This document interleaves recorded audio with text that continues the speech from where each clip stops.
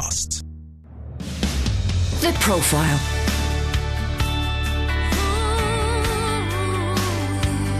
You're listening to Premier Christian Radio. Hello and welcome to The Profile here on Premier Christian Radio with me, Sam Hales. The Profile is the show where we delve into a person's life, faith and testimony, and it's brought to you in association with the magazine that I edit. It's Premier Christianity magazine, the UK's leading Christian magazine.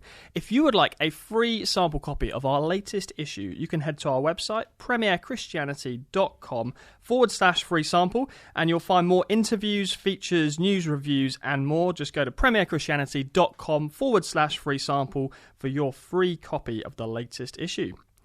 But today on The Profile, I'm speaking to JB Gill. JB rose to fame as a member of one of the UK's biggest boy bands, JLS, selling over 10 million records worldwide and releasing 5 number-one singles. 4 years ago, JB set up a farm in the Kent countryside where he lives with his wife Chloe and 2-year-old son. Their small holding successfully produces award-winning turkeys and free-range pork, and he's passionate about educating both children and adults about food. He's the lead presenter on CBeebies BAFTA-nominated TV series Down on the Farm, and he's a contributor to BBC's Countryfile and Springwatch. In August last year, JB also joined the Songs of Praise presenting team, and now he's here with us at Premier Christian Radio as we chat more about all he's involved with. JB, welcome to the programme. Thank you very much. Now, I understand you were making music as early as 7 years old, which is pretty remarkable. So music must have just always been there. Was that a family thing? Where did it come from? To be honest, I don't know. I do remember when I was at primary school, we had to pick up an instrument, and I think they do it at most primary schools. It's just kind of giving, children a bit of diversity and encouraging them in various different talents. And I do remember when I think it's the recorder that I started with. Everyone starts on the recorder. There you go. And I took it home and I just really, really enjoyed playing it. And I think a lot of the sort of the books and sheet music you were given then, really well known, either nursery rhymes or whatever. And I remember just wanting to play through the whole book and reading, whether it was Twinkle Twinkle or whatever it was, and just wanted to play the whole thing.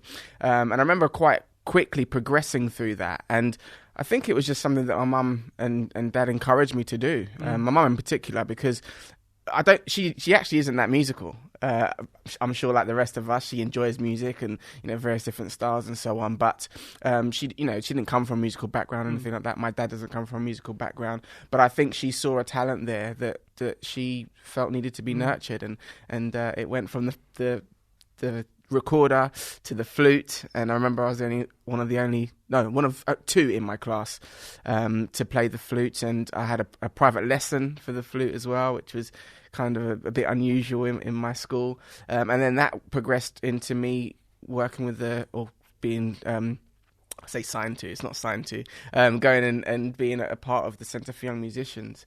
So I did that until I was about 12 years old, I think. Wow. And I just loved music. I really enjoyed it, especially classical music. I remember hymn practice was one of the most exciting times, which most people hate. They hate going into assembly. They much rather be in their classrooms or whatever. I loved assembly. I loved hymn practice. And our primary school headmaster used to always put on classical music whenever we were walking into assembly. Yeah. And, at the time, one of the things he was saying was that, it just helps you calm all the children down.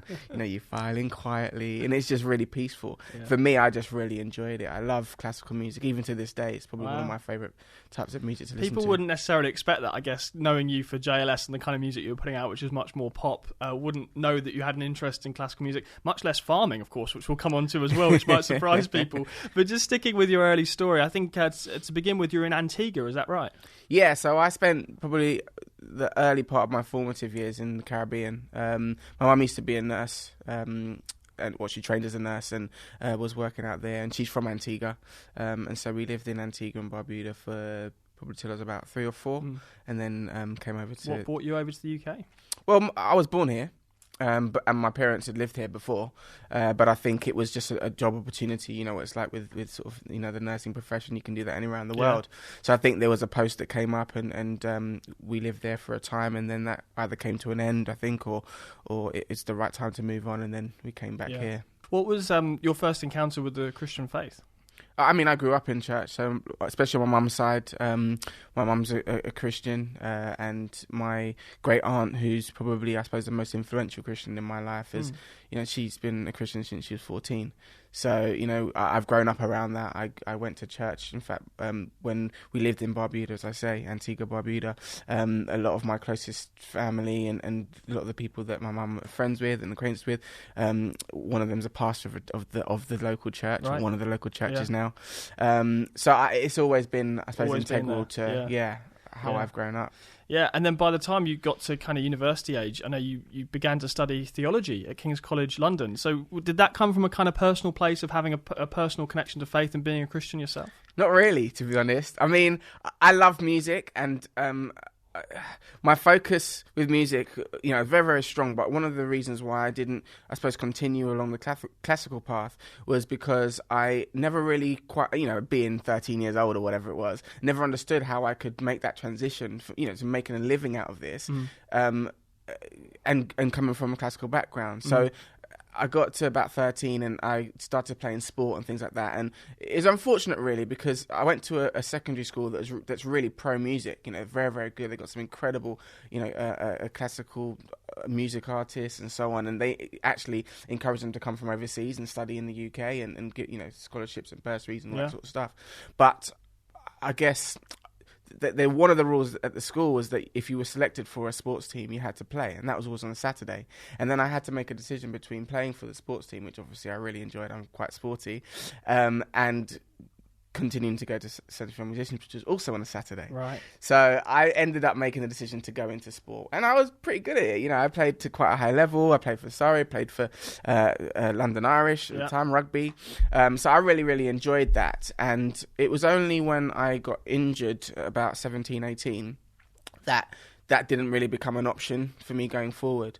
And I sort of found the love of music again from a more contemporary perspective, I'll say.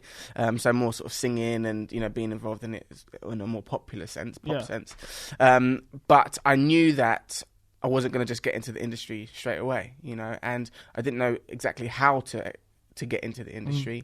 I, sort of took up vocal lessons and stuff like that. And when it came to deciding to go to university, I knew I was capable of going to university, even though my ultimate aim wasn't necessarily to have a university background, if that makes sense. So it was more of a nod of the cap to my parents and the fact that they'd given me such a great education. It was more backup because I didn't want to waste that education, and I was more than capable of going to university. Yeah. And I knew that I also needed a bit of time to find my way in what I wanted to be my future industry. So I went to university and I thought, well, what's the best subject that I can do? What am I the best at? What do I know that if anything happens, I can still do pretty well and not disgrace the family? Yeah. And that was theology. The backup plan, theology. There you go. I mean, do you know what? To be honest, I should give it a bit more credit. I love theology, and obviously, coming from a Christian background, I love having discussion. I grew up with debate. Like my brother, he's younger than me, and we've had multiple theological debates, and I love it. I love sort of putting down an argument on paper, and I love writing and things like that. So it was a perfect subject really for me, and it didn't necessarily. It came more from an academic background than anything else, if I'm honest, at that time in my life. Yeah. But obviously, there's just so much that you can learn and that you do learn. Brilliant. We'll have to see if we can have a theological debate a little bit later on. This could be good fun. I'm sure you'd beat me, given your background. But you didn't complete the degree, did you? Because, as you say, this was always a kind of backup plan, and you really, at this point, wanted to pursue music. So I guess even while studying theology, you were trying to do more singing and try and get in that kind of world. And ultimately, you were incredibly successful, of course. And we'll come on and talk more about exactly what happened. But just tell me about that kind of time in university where you kind of had one eye on music. And were your sort of studies suffering at all, or were you doing a good job at balancing the two? Well, in my first year, just before I started, I wouldn't quite call it a prayer because I wasn't that firm in my faith at the time, but it was kind of more a demand that I placed on myself that I passed off as a prayer. And effectively, I just said to myself that I want to either be in music within 6 months of leaving university or have to make a decision between leaving and going into full-time music, basically. Yeah. And in a roundabout way, that's exactly what happened. So my first year, as I say, I was still based in London. I went to King's College London, and it meant that I could obviously balance my studies. I did stay in halls for the first year, so I was right in the centre of town, and I was able to go and visit other people, develop my craft, going, to various different performances and, best signed, unsigned nights or whatever it was, go and do vocal training. And that's kind of how it all started, really. And I remember my first year, my vocal coach at the time, a lady called Carla, she's based in Hoxton, sorry. She said, I've met this guy called Arishe, and he's really cool, and he wants to put a group together. Like, if you're interested, just give him a call. So that's kind of how I got to meet Arishe. And when I did meet him, he told me, I've met these other two guys, and we're looking for a fourth member. And what would you be interested? This, that, and the other. I auditioned for him effectively. The following week, I auditioned for the other boys as well, Aston and Marvin. And that's kind of how JLS started. And I suppose there wasn't an ultimate goal at that time, but we, to varying different degrees, we'd all either had experience with the music industry or we wanted to get into the music industry. And so it was a case of us working together to try and achieve the ultimate goal effectively, which would have been to get signed or whatever, or managed, So that's kind of how it started. And I remember in my second year, we'd sort of picked up the pace, picked up the momentum. We'd been doing our own best unsigned at competitions and things like that, being involved in development, with development companies, and by development companies, I mean management companies and stuff like that, trying to get signed. It was never the right deal, it was never the right opportunity, and we'd done so much by ourselves, we just kept on going. And for me, it was a case of continuing to pursue that. And in my second year, I did pass my second year, but it was tough because we're then in a situation where I'd need time, a week or whatever, to go and do this competition. But obviously, university didn't quite understand, because they just think, you're a young 20-year-old or whatever, trying to do something else, trying to do something new. And, I don't blame them for that. They weren't 100% supportive, but they weren't dismissive. And I was able to defer a year. And that year was obviously the year that we then entered the X Factor. Yeah, and it all took off. And the rest, as they say, is history. So, to all intents and purposes, I would have gone back and finished if we hadn't been successful. If you hadn't been getting #1 singles and touring the world, and I would have gone back. But I was a bit busy doing other stuff. That's cool. Exactly. It's interesting. Sometimes when I talk to people about going to university and studying theology, people who come from a Christian background or will call themselves Christians, oftentimes that's actually the moment they lose faith. You hear a lot of people say, actually, I went to university, perhaps not with a massively strong faith, and suddenly I was thinking through these big issues, and I started to really question. Was that your experience, that actually it didn't necessarily increase or enhance your faith? No, I definitely didn't question my faith. For me, I've never really had the academic inclination to, I suppose, question and reject my faith, or I suppose the principles of faith. For me, they've been very, very strong. The places where I've struggled more as a person is exercising that and putting that into practice and building what I call, or what is necessary, which is effectively the discipline of faith. And I think even the most seasoned Christian struggles with that. But that's where the issue came in. So it's never a case of whether I believe in God or whether I believe in these principles and some of the theological principles. So I was very firm in my faith, so to speak, in terms of what I believed. What you believed, it's just living it out. The exercise, the execution of that, and that developed obviously over time as I got older. So tell me more about JLS, about the early days of X Factor. What are your memories now, looking back on that time? I mean, it was just a whirlwind, to be honest. I mean, there wasn't much time to stop and think, to be honest.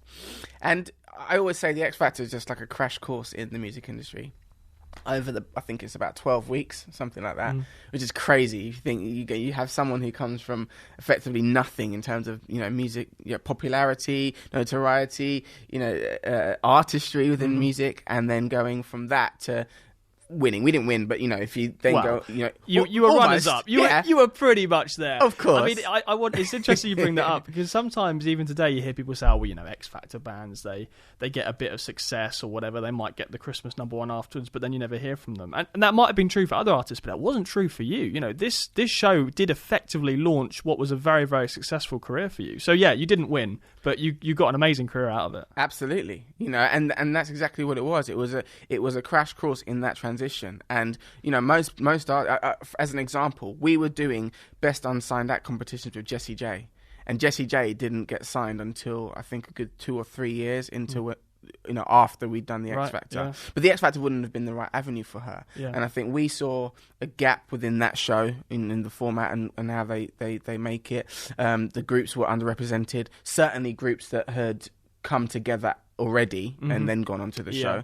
And so we knew that if we were able to demonstrate our talent and at least get through to the live shows, then we'd be able to do well, and anything can happen after that. And that's exactly what we did. And as you say, it was the start to what was a credible career. Yeah. And was it as straightforward as it appeared at the time? Because at the time it appeared, wow, they've done well on the X Factor, and then next thing you know, the #1 singles are following and the tours and everything. Was it really that kind of straightforward from your point of view? It was from our point of view. I couldn't comment on sort of the other side of it, but as I mentioned, we took control from the very beginning. Even our decision to go onto the show wasn't manufactured. It wasn't inspired by anybody else. Obviously, theoretically, it was inspired by God, but from our perspective, it was us. We sat down in the car together. We were at our wits' end. We run out of all our resources, friends, contacts, money, everything, and that was our decision to go and do that show. Yeah.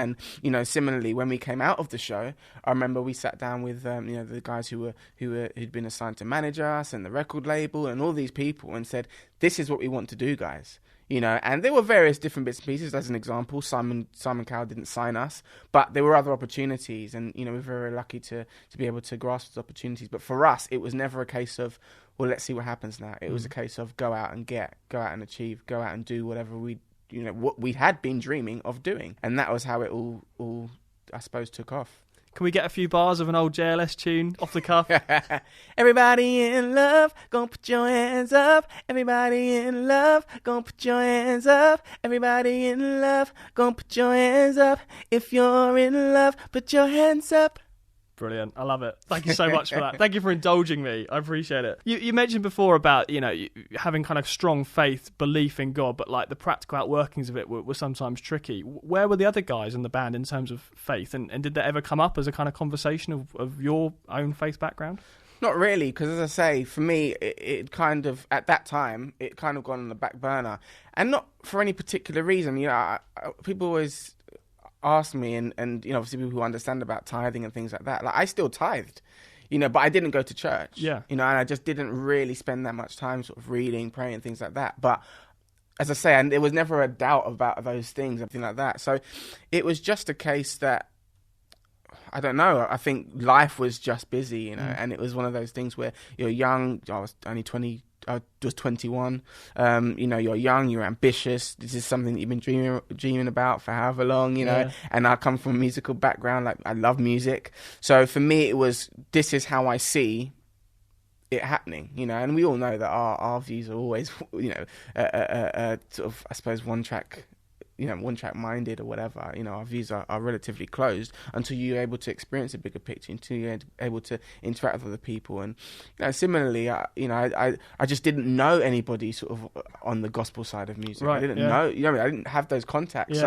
This was the way that I knew, and I was just living that. There were opportunities, because again, all the boys have got, ties to Christianity. They've got members of their family who are Christians. Asen's got, his grandparents are, very much strong Christians. I think they live overseas, so he doesn't necessarily see them that often, but there's definitely that presence there. Marvin's family, half of his family are members of the church, and again, involved in music. He comes from a very musical family, a lot of them play in bands and stuff like that. So like, looking back on that, do you kind of wish that there was maybe someone a bit closer to you, could have kind of spoken to your life a bit and helped you in figuring some of that out? Not necessarily. I believe in things happen for a reason, and I believe that there's a purpose.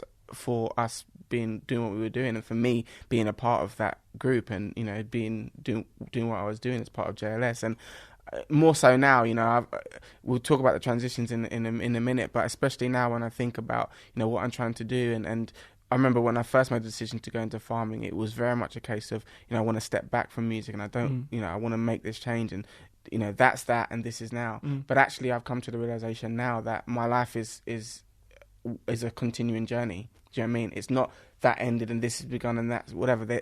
I can use all of it in order to go forward. And so for me, it's less compartmentalizing, which is what we're taught to do, I guess, through society, and actually being more inclusive. So my what I'm doing now is as important as what I was doing then. I can use what I was doing then in order to boost what I'm doing now. Do you know what I mean? Things like that. Yeah. It's really a complete journey and should be a part of my life. And it's similar to our attitudes to God. Do you know what I mean? A lot of people, God is kind of reserved for a day, or faith is reserved for a time, or for a special occasion often, or whatever it might be. But actually, our faith should be with us all the time. Absolutely. So, you already talked about how it wasn't kind of manufactured for you. That it sounds like you guys in JLS were really kind of switched on from the beginning about the industry and what you wanted, and went on to X Factor really deliberately. And in the same way, when the band ended, it sounds like you were really quite deliberate about that. And you said, "Look, we've had a good run. We got to the end of our record contract, which is quite an unusual thing for a band to be able to do." And you just felt like you kind of wanted to almost quit while you're ahead. Think, let's go out on a high. Quite a kind of deliberate decision. How are you able to discern now is the right time for this to end? I think that just came with discussions, and again, those discussions were internal, they weren't external. Our management company at the time came to us and said, "Guys, that this is your final album," and we'd already put the tour on sale, and we knew that we were going to be doing that. I think at 18 months at the time. It's always sort of a year to 18-month cycle. And they said, you've got a greatest hits album which you can do, but that doesn't count in terms of your number of albums, if that makes sense. So you make four. For us, it was a four studio album deal. So we'd done 4 studio albums, or we just finished our 4th. So they said, you're in a position now where you can effectively negotiate a new deal. Like, what do you want to do? Do you want to do 4 albums, 5 albums, 1 album, no albums? What do you want to do? So we all sat down and just said, right, okay, guys, this is the situation. This is what we're doing. This is where we're going. Like, what is the plan? And at that time, I think I was about 27, I think. I think Marvin would have been the eldest at 28. And we've been doing this for the best part of 6-7 years, and don't forget, also, we've been together from before that, so that's a long time. If you think of, I suppose, people in their careers and where they work, not many people stay in the same job, not this day and age anyway, for 7-8 years. Yeah. And it's all encompassing. It's not like having a 9-to-5 job where you can go in and then you can go out, you can take your holiday and then that's it, and you can switch off and not answer emails and things like that. Like, even now, if I go somewhere, someone says to me, "Oh, JLS," they involve me in that group, which is fine. It's true. I am part of JLS, but that's how people see you, and so as a result, you're always representing that. And the boys will agree. You miss out on family time. You miss out on weddings, funerals, births, christenings. You miss out on everything. And if you do have an emergency, it's got to be a real emergency, because the way that we approached it and the reason for our success was also a reason for it to not continue. And we saw it as a business. It's always been a business. We love the business, but it's a business at the end of the day. And, there comes a time, I believe, as an individual, any individual, where you have to learn who you are. And I think because of the time we came into the industry, we knew enough. But for me personally, anyway, I won't speak for the boys, but for me personally, I hadn't learned who I was, what I stood for, what I believed in. Do you know what I mean? In that sense. And it was around the time when I was thinking about getting married and things like that, and obviously potentially children in the future and stuff. And I just got to the point, for me personally, where I was like, you know what, this is the right time to step away, because there's more important things than just continually going on, touring, being away, doing this, doing whatever. And if I did, when I did get married, and then if I did have children, my thought process was, okay, well, what do I want for them? What kind of example do I want to live for them? What do I want? Do I want to be around? Do I not want to be around? So that sort of thing. Yeah, and I would imagine that when you're at such a high level of success and when you've got fans and you've got people telling you kind of who you are, to a certain extent that isn't enough. You need to know for yourself who you are. Of course, and we're all individuals, and the music industry's, I suppose, quite good at that because it has its there's an overlying current of what's popular, that's pop music, and so you try and fit into that often, and there's nothing wrong with that. That has its a time and a place, but for me, you're an individual at the same time, and it's harder and easier if you are your own artist. When you're in a group, you're always going along with the current of the group. Even if you disagree, if we always had a policy, if it's 3 against 1, then it passed. 2 and 2, then we come to an agreement and we work it out. I mean, most of the time it was all of us, But if we ever had a dispute, that's how we worked it out. And so often you might have to compromise on things that you wouldn't necessarily want to do. So, things like that. If you're by yourself, it's fine. You can just say, do you know what? I'm taking a bit of time out. I'm doing this, I'm doing that, whatever. It's not as difficult. But, it was the right time for us. We'd achieved so much. We'd not had the success that we want, or I suppose as much success as we'd wanted overseas and stuff like that, and it was just the right time. Quite often when you talk to musicians and you hear about bands breaking up, you hear a lot about kind of egos and there was fighting and bad relationships, and that doesn't seem to be part of your story. So honestly, was that none of that was going on? It was genuinely you all came to an agreement and you're all good friends. I mean, I can't stand the boys. No, listen, I mean, we've all got kids now. We all hang out with each other. We all go to each other's, family dues and whatever else, and we've got good friendships even with the boys' family members. Like I'm really close. My wife and I are really close with some of Marvin's cousins and stuff like that. And even now, like we don't see each other as often as we did, of course. But we were always going to various different events to support each other. Marvin sent me a video the other day of his 2 children watching Down on the Farm, which nice. is we have that relationship. It is like brothers. You grow up. We've all left home, so to speak, but we still connect. We still come together for those special occasions and stuff like that. And we always trying to get together. You're listening to The Profile here on Premier Christian Radio with me, Sam Hales. Stick around to hear more from JB Gill. We'll be right back with the second part of my interview right after this.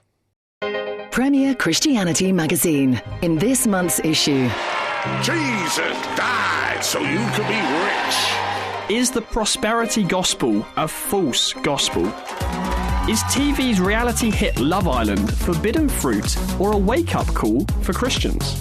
And what happened when one woman set off to cycle the world and encountered God? Discover answers to these questions, plus opinions, news, and much more in the August issue of Premier Christianity Magazine. for your free copy, visit premierchristianity.com/free sample. The Profile.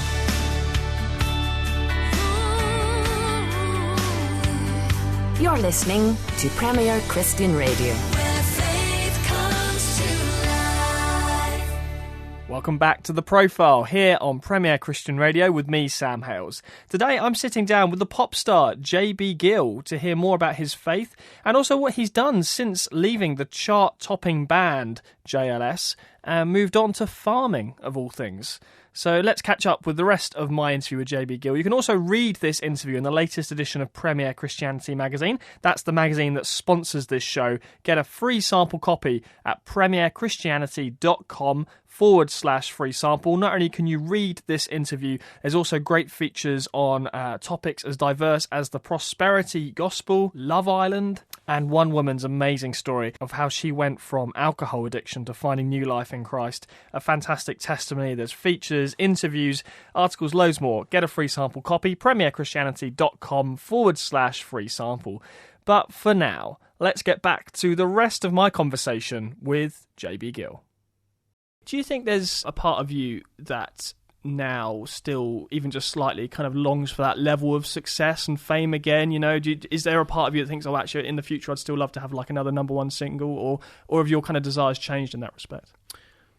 My desires definitely changed in that respect. It's not so much for the success. I do think that whatever it is that I'm going to do may well have that level of success again, but my goal isn't necessarily for the success, if that makes sense. Whereas arguably it might have been that. So before. you want to be successful, but you don't think your definition of success in the future will be like another number one single. No, yeah. I mean, to be honest, for me, it's kind of that would be a byproduct.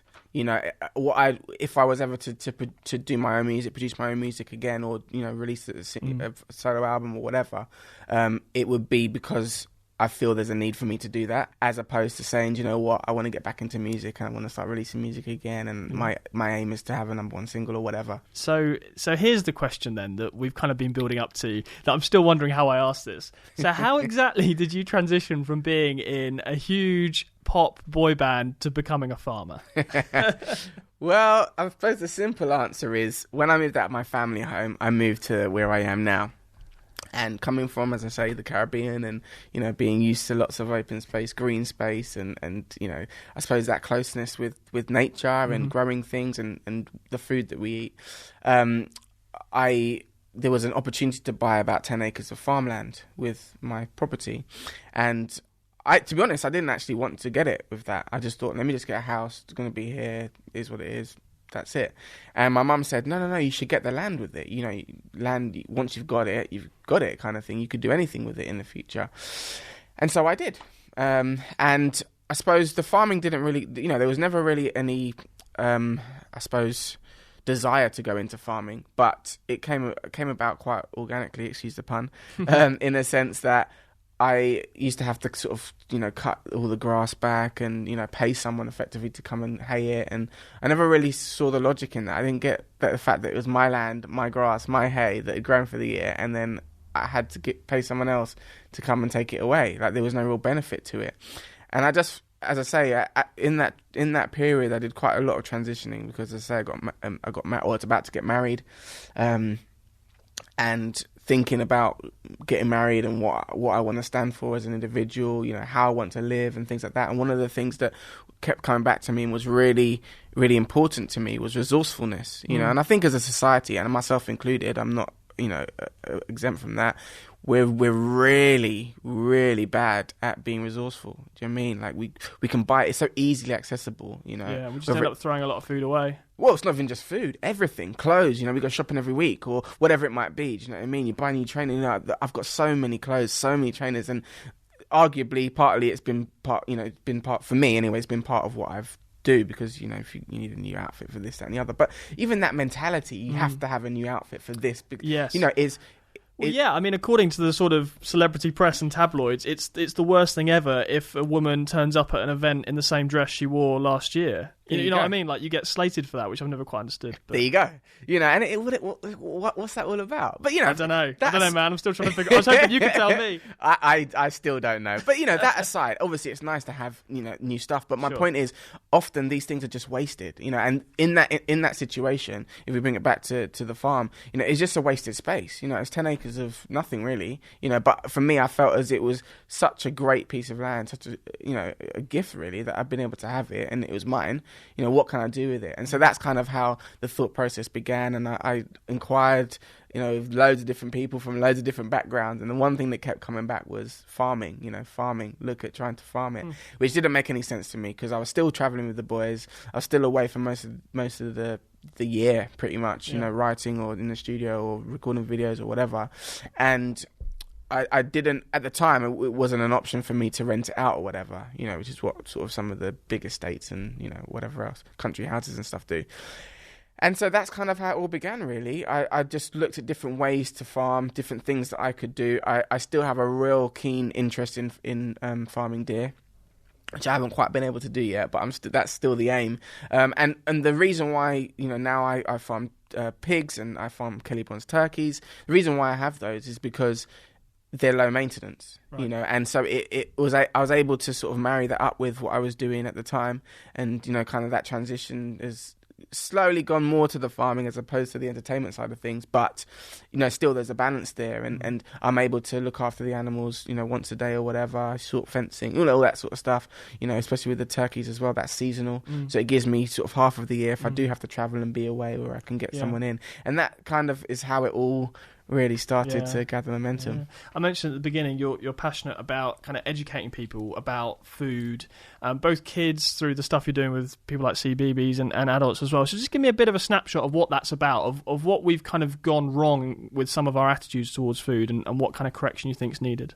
Well, we just don't have any connection to our food and where it comes from. You know, little things like, you know, if you decide you want to have a dinner party, you know, you think, well, what food do I like, or what food do my guests like? I'm going to put that together. And there's nothing wrong with that. And this is the thing, a lot of people, when we talk about food, and I think that's one of the reasons why the issues have never really gotten better. Mm-hmm. They are slightly getting better, but, you know, they'll never really go away. It's because our attitude toward it is always negative. And actually, it should be about educating, and the education should be interactive. You know, so it's about the mentality. If you decide you want to do a dinner party, our thought process should be, or needs to be, right, what can I get that's in season?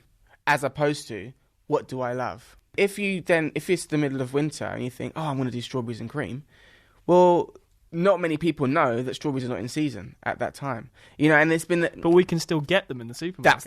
That's the point. So it's about the sources and origins, and people understanding that, and that's got to come from... It's not just all the supermarket's fault, because, as I say, it's a great thing that in this country we're able to access foods from all around the world. You know, coconut or pineapple in the middle of winter is brilliant. It tastes lovely. It's great. But it's about understanding the process that pineapples had to take, because it's not in season. It's interesting, this conversation about food and cooking, because it does seem to be something that people are more and more switched on to. So there's a few things going on. I mean, the rise of veganism, for example, or vegetarianism, more and more people are getting involved in that. You've got kind of Jamie Oliver doing his thing, which is slightly similar to you in terms of education and his concerns about junk food.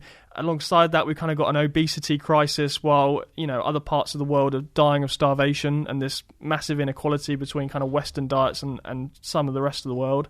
You've got health conscious people talking about possible links to cancers or heart disease based on what we eat. It does seem like we're talking more and more about food, and you're now, I guess, part of this culture in trying to change perceptions. Absolutely, and I think that's a great starting point. You know, people need to be talking about it, need to be thinking about it. Ultimately, it's a consciousness, you know, and you know, one of the things that I want for my son and my children, and obviously for all children, really, is for them to choose things. You know, it's great when I see my son go to the fridge and say, "Oh, Daddy, I'm hungry," and he wants to pick up a carrot, you know, or pick up an apple, as opposed to picking up crisps or sweets. He loves crisps and sweets as much as the next child. But do you know what I mean? It's about having that, number one, that option, but number two, being able to think like that, you know, and that is all it boils down to. It's the thought process, it's the understanding. So alongside the farming thing, it was announced, I think in August last year, it was announced you're going to become a Songs of Praise presenter, which indeed you have done. What's that been like for you? That's kind of a new thing for you, I guess, TV presenting. Yeah, it's something that I've always enjoyed, and, you know, had little experiences of doing that as part of JLS whenever we did sort of takeover sessions on the radio or you know, sort of music channel stuff. And I suppose it was just something that, as I say, I got to the stage where I didn't particularly want to shun, you know, my entertainment profile and things that I'd done. And it was a case of, well, how can I introduce this and use the power of that in order to promote some of the things that I'm now passionate about. Yeah. And that's kind of how it all began. And Songs of Praise came about because I knew the I say knew, I'd worked with the executive producer on that show, and they were having a revamp. So originally the BBC made that show in-house, and then they pitched it out to tender, and an independent company had it. And it was really exciting for me because that was the point really where I realised that my Christianity covers everything that I do, you know, and my life is a fluid thing, you know, not just, oh, that's that, this is that, you know, and so on. And I just wanted to get involved in presenting and stuff like that. And it's been great because I've been able to do lots of different outdoor activities and things like that, but still be representing my faith and, you know, still be, I suppose, flying the flag for that. And I think it's really important for me to do it. And to be honest, it's a dream job. You know, I can do everything that I'm passionate about, I can do in one show, which is great. I'm not sure if many people, though, would have known that you kind of had a Christian background or would call yourself a Christian before that announcement. So was there some surprise from some quarters, like, what's JB doing on a religious show? I don't know. I think there was a lot of support, to be honest. But I've never shied away from, I suppose, my faith and what I believe. But I guess it's just not come up. Yeah. Well, I wouldn't necessarily have discussed it that openly while I was in JLS, but obviously during that period, people wouldn't have asked that question necessarily. Yeah. And so now, when people do ask me, I say, well, yeah, this is what I believe. This is what I'm about. Why wouldn't you have discussed it when you were in JLS? No, I'm saying it wouldn't necessarily have been It just didn't come up. raised. But if someone had asked me, then I'd have said yeah. So what I'm saying is it wouldn't necessarily be in the first question on people's minds. Obviously, now that I've said, I want to do songs of praise and so on and so forth, people think more about that. But people do know, because I did a show for ITV called 7 Days With. And on that show, there was actually, they covered basically the 7 days of the week or whatever. And on the Sunday, I did take them to church. So they know of that in my life. It wasn't as much a surprise as, I guess, to most. I know at the time of you taking on the Songs of Praise job, you said that you hoped your fans would watch you, the JLS fans would watch you on Songs of Praise. But there'll be people who are a bit cynical and sort of say, well, Songs of Praise isn't that older people? JB's great, but is he really going to bring a younger audience with him? What's your response to that? Well, I mean, for me, it's ultimately to do what I love doing and what I think is important. And, that is representing my faith and representing, I guess, the kingdom of God. But do you think today's young people are, interested in that? In Songs of Praise? Well, I mean, I think young people these days are interested in individuals, and I have a following. It might not be the biggest in the world, but I have a following of sorts, whether it's come from JLS or people who've been charting my success, or, people who've watched Down on the Farm with their kids, or whatever it might be. And I think people will follow that, and for me, ultimately, it's not to get more people watching Songs of Praise, but if people want to watch me, I'm doing something that gives them an invitation, really, to something that I think is really essential and really important. And, it's not even necessarily about conversion and stuff like that. I think it's really difficult because, similar to myself, because of my work at the time in JLS or whatever, I was never able to go to church. But if I was able to log into a podcast or see my favourite person on a show or whatever, I'd tune in every week. I'm not on every week, but as an example, you're able to access that, and I think it's one of those things. That's one of the reasons why we're called to be light and to be salt and so on and so forth. Because it's not necessarily what we do. It's it's not necessarily what we do. It's what we do that triggers something else in somebody else. What would you say if I wasn't a Christian and this was all new to me, that you're on Songs of Praise and you're a Christian? Say, well, what does faith actually mean to you? How does you say it impacts your whole life? But what does that actually look like? How does faith change the way you relate to people, the way you do your job, the way you're on the farm? What does Christianity actually mean to you on a personal level? Well, as I say, for me, it's integral to everything. So, if there's a job that I'm not sure about doing or whatever, I'll pray about it, and I'll want to know, okay, is this the right thing? Once you build up a bit of an understanding, there's a blanket, okay, I'm not going to do that. That's against what I believe. I'm not comfortable with that. Do you mean? But there are lots of things which are on the borderline, and there's lots of times when you're convinced to do something because either the money's good or whatever it might be. And so, for me, I use that as a benchmark. That is the foundation. Everything goes up against that. And if it's something that I'm not comfortable with or something that I'm not 100% about, sometimes I'll just step away. And as I say, that goes for everything, whether it's with my family, whether it's with my children, whether it's with my work, whether it's with my friends or family, whatever it might be. That's what it means to me, and that's what I would encourage other people to do. A lot of people don't necessarily have that benchmark. They don't necessarily have family where they can talk to. They probably might not have the background or the confidence or the strength within themselves to do it, So that's kind of what I would say. You enjoy the variety of the kind of TV presenting and the farming and you have a kind of, I guess it would be called a portfolio career. You got your hands in lots of different pies, so to speak. Is that an enjoyable thing for you? Absolutely, and it's one of those things, you grow up and you hear a lot of sort of motivational speakers say it, look inside yourself and you can be anything that you want to be. But actually, I find that when people actually get to that position where they can be anything that they want to be, they just shy away from it, and they get nervous and they think, well, no, I should be this, and that's it. And I've seen it all the way throughout our musical career and through my career in general. People see you and they expect you to be one thing. But I say to people all the time, like, you're not one thing.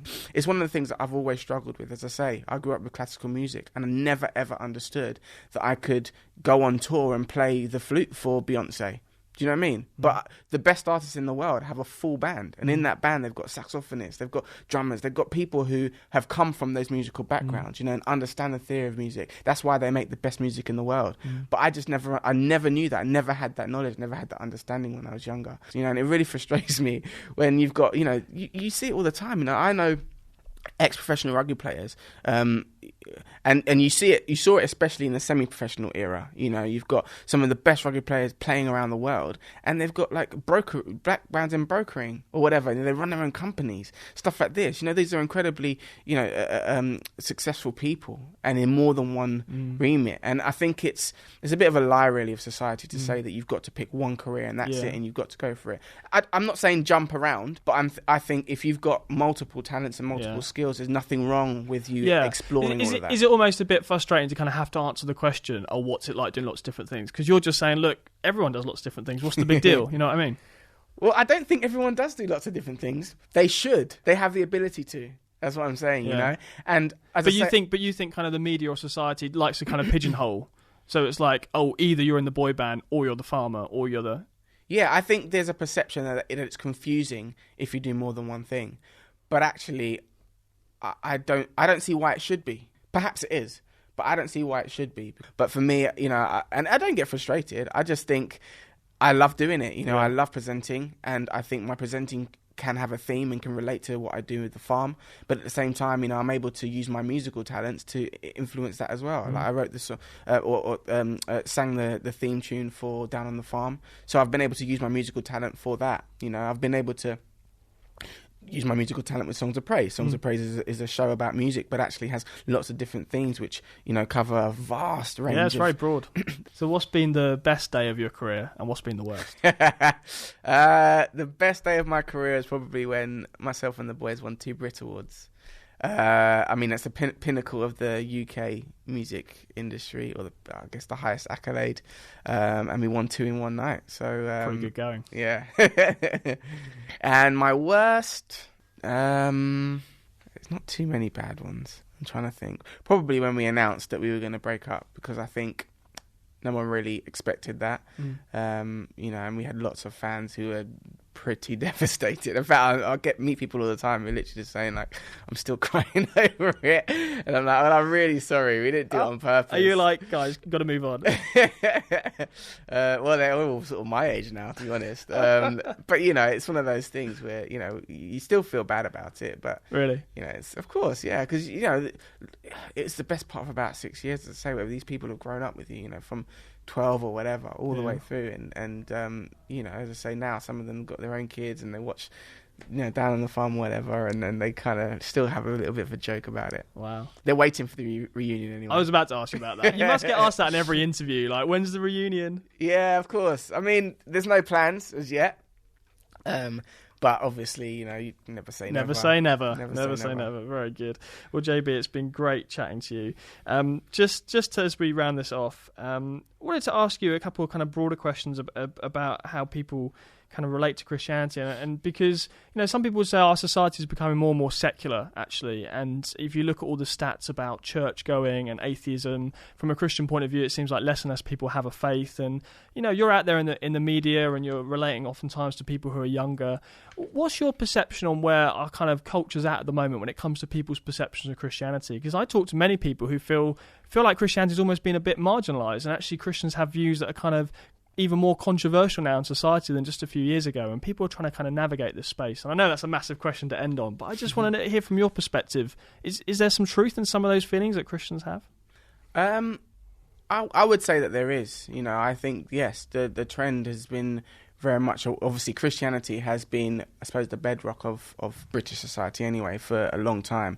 You know, you do still see a lot of those themes, you know, played out in the way that we live life. But I think the connection to it, as in the direct connection to it, has gone away. And I think with so many different, so many injustices and so many things that people are frustrated about and upset about, you know, and have really hurt our society, they've been negative, you know, and I don't necessarily think that as Christians as well, we've always done the right job in order to get that across the line, you know, and it's difficult because engaging with young people is very, very hard. It's a skill, you know, and I think it's in its own right, it's important, but it's very difficult to do. You know, as Christians, we have to stand up, you know, we have to stand up and we have to take ownership and we have to be able to do what Christianity should do, and that is to live like Christ, you know, and we're not perfect.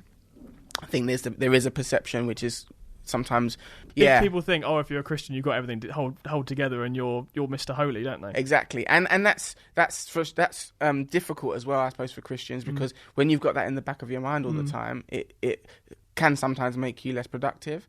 But again, that's a lie as far as I'm concerned, and that's why you have to encourage each other, you know, because I think it's really important to do that. And you know, one of the songs I sing with my son is the fruits of the Spirit, which is the fruits of the Spirit: I love, joy, peace, patience, kindness, goodness, faithfulness, gentleness, self-control. Against such there's no law. You know, and I mean, he doesn't quite understand. He understands patience. He knows that one, but he's still getting to grips with the others. Yeah. But the point is that unless you exhibit those things, whether you're in the workplace, as I say, it's fluid. You know, wherever you go, we're best, you know, unless you exhibit those things, people are not going to be able to connect with them. They're not going to understand. You know, you're dealing with the fact that I come from a Christian background. So if I speak to someone who has no Christian background and expect them to have a Christian background, that's really, really difficult. They're not going to understand what you're saying. They're not going to necessarily, you know, and it's difficult sometimes to do that. And that's why, as I say, you know, you need Christians from all walks of life, all places, all backgrounds, whatever, to be able to connect with people from all different backgrounds. Yeah, absolutely. And with that in mind, what would be your advice to a Christian who's wanting to enter the kind of mainstream music world? I would say, if they haven't already, reconnect with God. Simple as that. They have to read their Bible. They have to pray every day, you know, and it's difficult. I put my hands up. I still haven't mastered it yet, but, you know, where possible, I try to, you know, and because it's important. And I think with that guiding them, you know, I know lots of friends of mine who are super talented, you know, and they write their own songs. So it's not like the content of their songs is controversial or against what they believe or anything, but it's going into a secular marketplace. And as I say, I don't think that's not a place for Christians, because, as I say, we have to penetrate all different backgrounds and all different workplaces in order for us to be effective. But at the same time, you have to be protected when you go into those spaces, because it's easy, especially for women. You know, a friend, as I say, the friend of mine is a female, and she struggles because the producers want to hit on her or this, that, and the other. And I'm like, well, you have to know what you stand for. That's the bottom line, and then you have to be governed and driven by that. And if you don't, as an example, if it's the producer and he's not right, you have to not work with the producer. You have to work with somebody else, you know. And I think at the right time, whether it's your message and stuff like that, and you've seen some artists nowadays, popular artists as well, who are talking about these things and talking about their relationship with God and stuff like that. And I think I saw at the Brits this year. Was it this year? Maybe this year.